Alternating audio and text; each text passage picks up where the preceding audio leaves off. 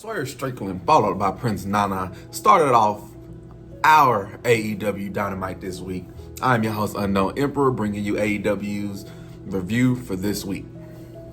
Started off, as I stated, with Swerve Strickland making his way down to the ring. He was flanked by Prince Nana. Got in. He reminded us that at Forbidden Door, he is going to be facing the aerial assassin, Will Ospreay, for that AEW championship that is around Swerve's waist. He started off by first highlighting that Will Ospreay isn't really a killer. He's saying that he's the only killer in the ring. But then he began to run it down. He said your match against Kenny Omega, your match against Takeshita, your match against Bryan Danielson, I saw that assassin in you. Your match at Double or Nothing, around here hesitation would get you killed, and if you hesitate against me, I promise I won't hesitate against you. That Swerve words, not mine. Not mine. Ospreay, I got you. Damn, Swerve, I got you too, though.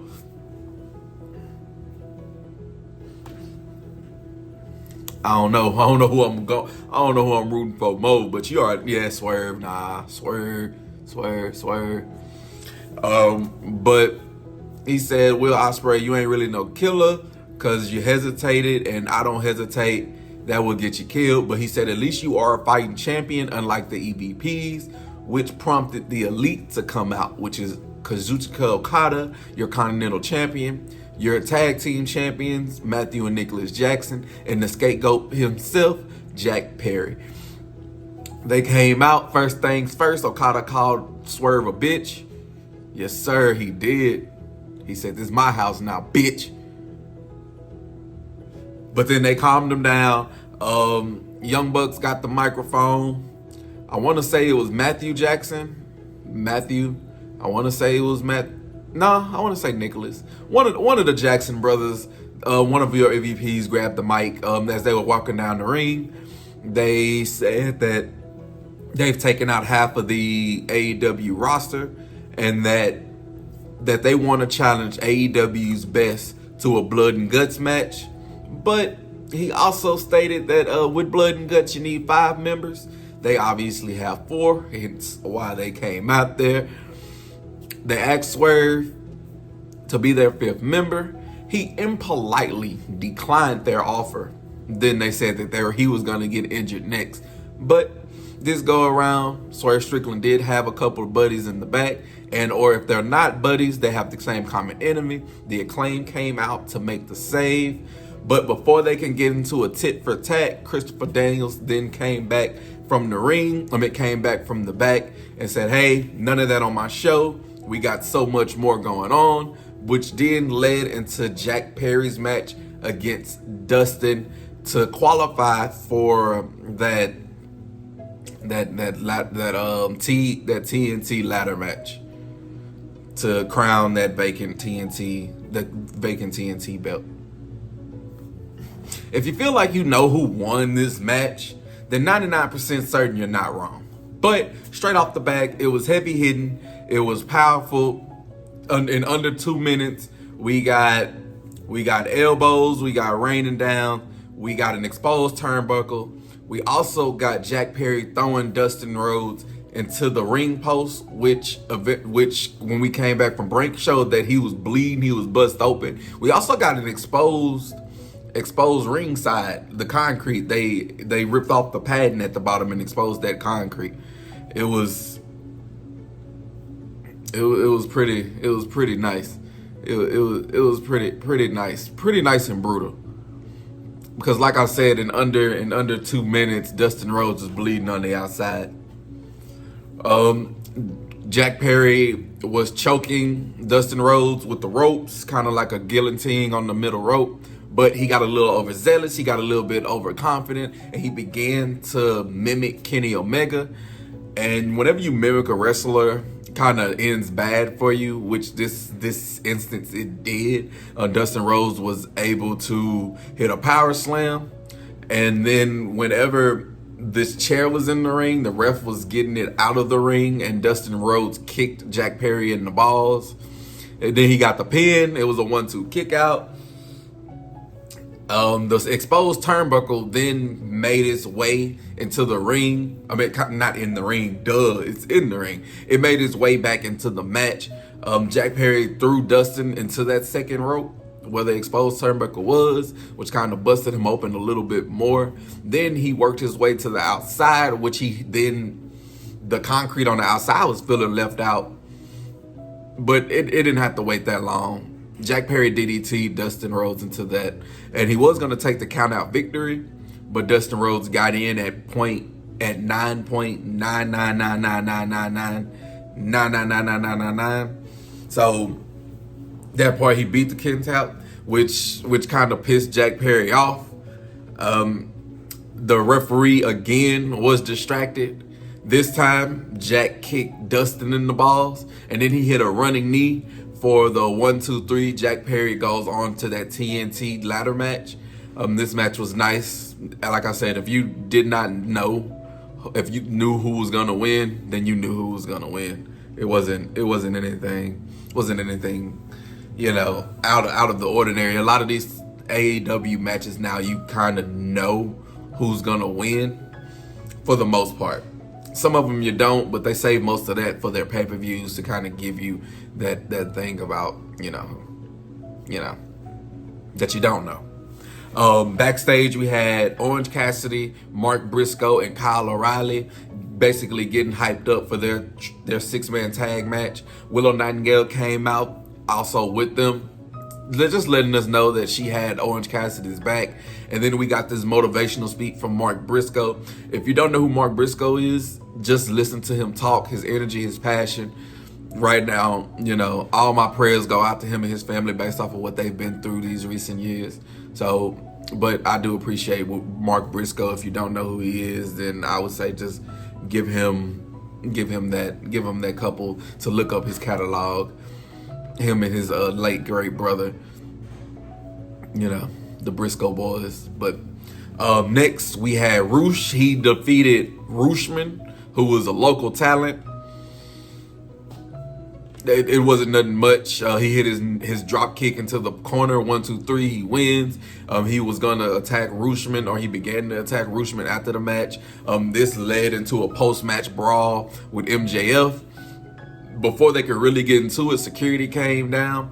I thought from Christopher Daniels in the beginning of his show, it was gonna be no brawls. This brawl went crazy, went off the rails. MJF Roosh was brawling all across the arena. Then they made their way to the backstage area where the locker rooms basically emptied out to pull them apart. Kind of let you know that this feud that they're going into is super duper serious. And then after that, we got the announcement that next week on Wednesday night, or this week, depending on when you're watching it, on the next AEW Dynamite, we're gonna have 1 hour free, commercial free, and then we're gonna have that Roosh and MJF match. Just his first match back, so just hour commercial free, just something that you can kind of sink your teeth into. I enjoyed this segment only because of MJF. If it was just the Roosh 10-second match, blah, I wouldn't have been into it. But it was MJF. I love MJF for the wrestler that he is, and I'm glad that he's back. 6-man tag action was then next. As I stated earlier, we were having Mark Briscoe, Kyle O'Reilly, and Orange Cassidy taking on the Don Callis family representatives of Konosuke Takeshita, Kyle Fletcher, and then Roderick Strong of the Undisputed Kingdom. It's a 6-man tag match, so you already know what's going to ensue. It's going to be a whole lot of chaos going on. First, we started off with Kyle on Kyle crime. Kyle Fletcher taking on Kyle O'Reilly in the beginning parts of this tag match. They're strikers, and they were able to showcase that bright and early. Mark Briscoe then got the tag in, and he showcased basically his unpredictable style. It was Takeshita's turn to get in. He was able to land heavy strikes, heavy hits. He even had a nice spot where Orange Cassidy tagged in and he jumped on Takeshita, but Takeshita caught him. He hit Mark Briscoe with Orange Cassidy. He then hit a big boot on Kyle while still holding Orange, and then dropped him with a face buster. But then Orange Cassidy did kick out at the for the 1-2. Orange Cassidy at this point was starting to fight back. He was able to hit a double Hurricane Rana. Hurricane Ranas was extremely popular tonight. Hurricane Ranas and dives, and referees getting distracted. That was extremely popular tonight. Orange Cassidy then hit a double Hurricane Rana, which kind of led to everybody hitting dives to the outside, which inevitably led to Orange Cassidy getting the best of the dives because he was the last one to hop up on the pile. But with Trent outside, he did get distracted, and wrestling one-on-one is you don't get distracted. He then got elbowed by Takeshita and laid him out, which led into the little picture-for-picture type ordeal. Back from that picture-to-picture, we had a little bit more tag team chaos. Everybody jumping in the ring, everybody hitting their moves. But this go around, the spotlight was on Mark Briscoe. Mark Briscoe, he got the tag. He hit a drop kick to Kyle Fletcher. He was able to do a little kung fu, they called it redneck kung fu. I just call it that Briscoe Bayou kung fu. And then Orange Cassidy was able to hit a flying DDT for the 1-2 kick out. A lot of chaos ensued again. The referees tonight was not on their best game. This time around, everybody was hitting their big moves, which left Orange Cassidy and Kyle Fletcher standing. Kyle Fletcher was going for a brain buster on the turnbuckle, but he didn't see Mark Briscoe tag in. Whenever he went for the pin on Orange Cassidy after the brain buster, Mark Briscoe hit this amazing froggy bow for the 1-2-3. Good guys win is what I would like to say. Whenever he hit that elbow, it was broken up at 2 by Roderick Strong. So no, they didn't get the dub. I'm sorry I lied. I wanted to play a little joke on you. Roderick Strong broke it up at 2. But this was the second time that the ref, this was another ref. He got distracted. He got distracted with Kyle O'Reilly and Roger Strong fighting, so he didn't see Takeshita come in and attack Orange Cassidy. What was it? Mark Briscoe? Attack Mark Briscoe from behind. Then Kyle Fletcher hit his pile driver 1-2-3. Your bad guys win. The bad guys did get the jump on the good guys, and we thought that Willow Nightingale was gonna be able to come out and make a save because her music hit, but this was only a ruse. Chris Statlander threw her out on the rampway, and then Stokely Hathaway told her not to get involved in the business, or next time we're not gonna be throwing you on the rampway, we're gonna be throwing you in the ER. Real shit. Yes sir, AEW. I don't know where they go from here. I know this is more or less the Don Callis family beating up on Orange Cassidy again. Roger Strong getting the jump on Kyle O'Reilly because Kyle O'Reilly won't join him. And then Chris Statlander is beating up on Willow Nightingale. Like, don't do Willow like that. Love, don't do that. Next we had tag team action. We had Samoa Joe and Hook beating the Premier Athletes. And this tag match wasn't long. We had Shibata on camera duty for Hook and Samoa Joe, but it ultimately ended when Samoa Joe and Hook both locked in their chokehold submissions, and they were able to get the submission victory. And this match, I'm thinking, was just to kind of showcase Hook and Samoa Joe as a formidable tag team. They threw them a little nice squash match, and I'm ready to see where Samoa Hook the Samoa with Shibata. I don't know what to call him. I don't know. But we gonna see where they go from there. Next, we had our TBS Championship match with our TBS champion Mercedes Moné, defending her title against Zeus Kiss from CMLL, which is a Mexican league that a lot of wrestlers, you know, kind of jump back and forth between AEW, CMLL, stuff like that. A lot of CMLL people have been jumping on the AEW from time to time. Zeus was the clear stronger wrestler, so she started off by showing off her power advantage by tossing Mercedes around, hitting shoulder tackles, and then basically, like I said, overpowering Mercedes Moné.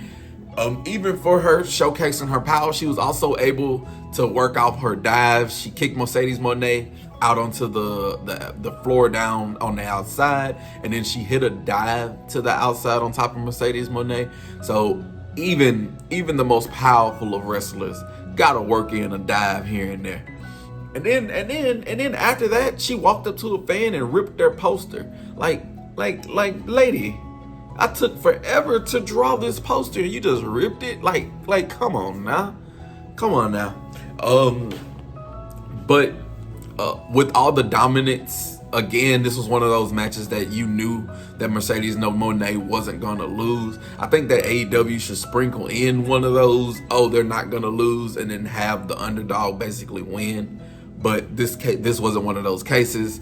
Zeus Kiss was able to basically showcase her offense a little bit more for most of the match, but she got a little bit overexcited. She went for the moonsault. She missed. Mercedes Moné was able to turn that into a moneymaker. 1, 2, 3. Mercedes Moné is still your TBS champion. She defends that title at Forbidden Door against the strong style IWGP Women's Champion in a winner takes all title for title match. And in my mind, Mercedes Moné is gonna win that. I'd bet my life on it, which I'm not. I'm not betting my life, but if I was a betting man, which I am, if I would bet my life, which I would never do that, I'd bet Mercedes win. Watch she lose. But that's kind of where we are. But I appreciated this match. It was a nice match. It showcased the CMLL has a lot to offer, but then it also given Mercedes Moné kind of a way to get back into that ring shape because she has been out of wrestling for a little bit.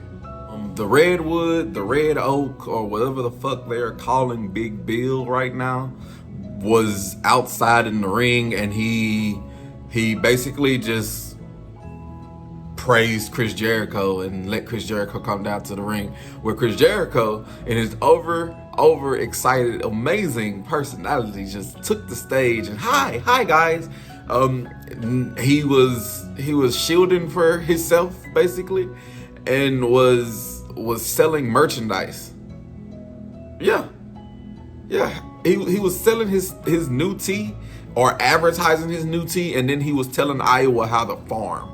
He suddenly became a farmer, and since he's the learning tree, he taught you how to farm. But then he said he had something to teach the Private Party. Private Party made their way out to the ring. They were humping, like not each other, but they were humping in the air, like to shots. I'm not gonna hump the screen, but you get what I'm saying. But they made their way to the ring. Chris Jericho was like, hey, it's a lot I can teach you. What do you want to learn? He said, you don't even climb the ropes correctly. Private Party told him to oblige. You know, hey, show us how to climb the rope. He did, but this was all just a trap for Private Party to get the jump on him and the Learning Branch faction bullshit. And then they left through the crowd. They left the Learning Tree family down, and then they left through the crowd. Yep, can't really do too much about that one. Daniel Garcia then beat Nick Comoroto. He was gonna choke him out, then he hit him with a DDT. 1, 2, 3, he won. It's not really much good I could have said about that match, other than it was over quick. Like 10, 30 seconds, a minute. It was over. But main event time, baby. Your international champion, Will Ospreay, taking on Rey Fenix, and for the title, obviously, in the main event. Like I said, main event time. But I can't do this match justice. I can't do this match justice at all. I'm gonna focus in on my notes. Like, I can't do this match justice. It was a great match. I didn't expect anything less from it.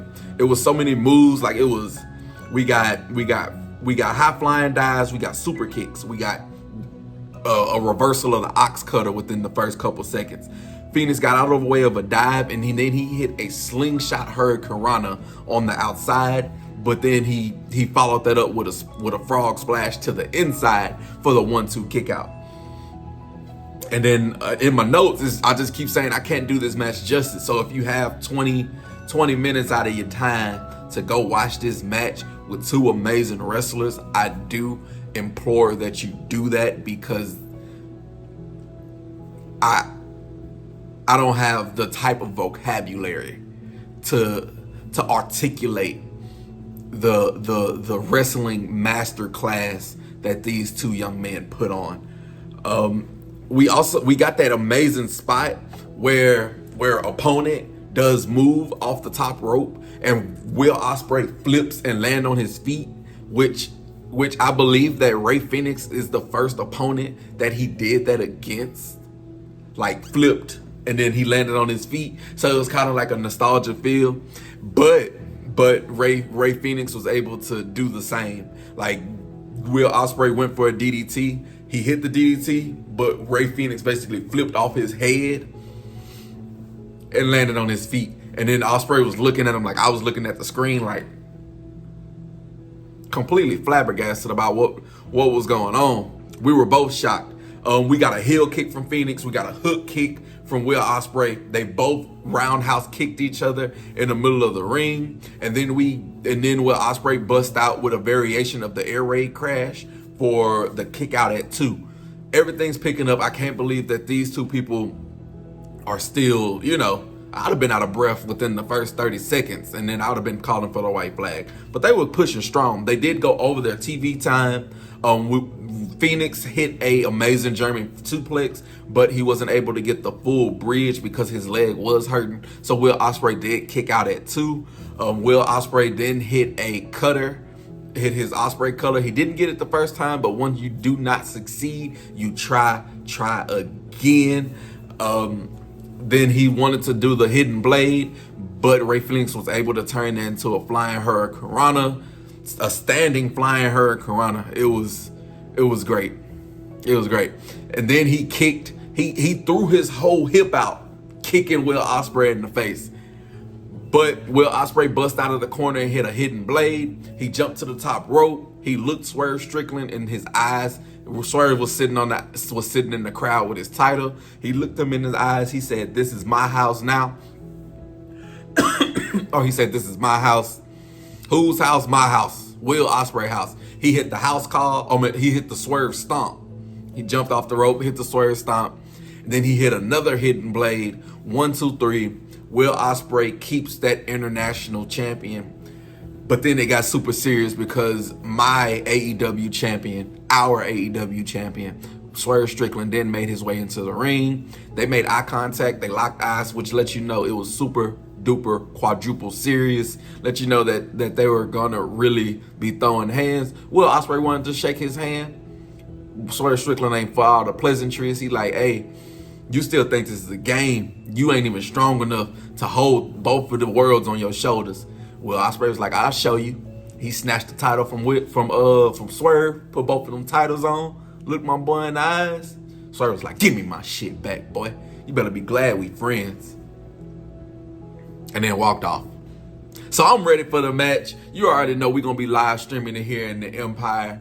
You let me know what you thought about AEW. I really appreciated the show. It was matches that I liked more than others. I don't really like the fact that a lot of these matches you know who's going to win, but they still put on great matches. You let me know what you thought about this week's AEW. Don't forget to like, share, and subscribe. And always, always, always feel free feel free to comment your opinions down below. Feel free to let me know what you like and you didn't like. You know, I'm all ears, I'm all open for opinions. But I do appreciate you for tuning in. I am Unknown Emperor. Hopefully you enjoy the rest of your week and enjoy all this wrestling that we have been given by the wrestling gods. And I thank you.